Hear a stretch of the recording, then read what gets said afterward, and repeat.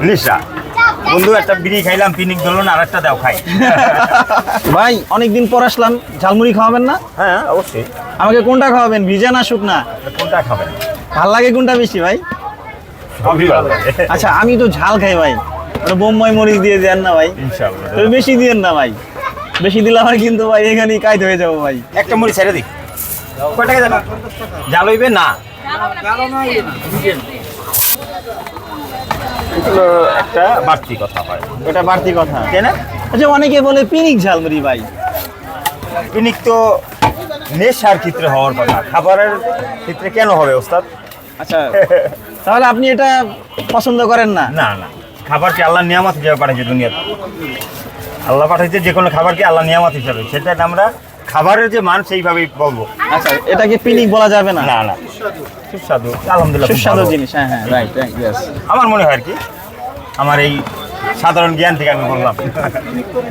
Lisa বন্ধু একটা বিড়ি খাইলাম, পিনিক ধরলো না, আর একটা দাও খাই।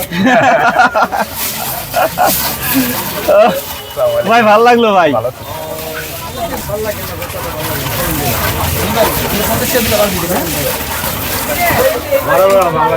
নেশার ক্ষেত্রে পিনিকটা ইউজ হয়, ঠিক আছে।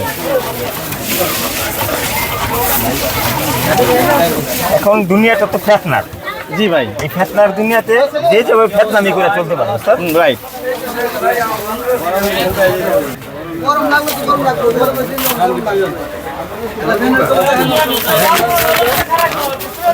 ভিতরে যাও।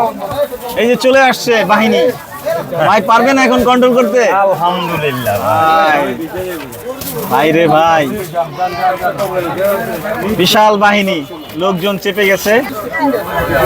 আচ্ছা চলে গেল পার্সেল। চলো। এই যে কাকা মশলা দিয়ে দাও। কাকা ভালো আছে? সবাই মশলা নিতে আসছে।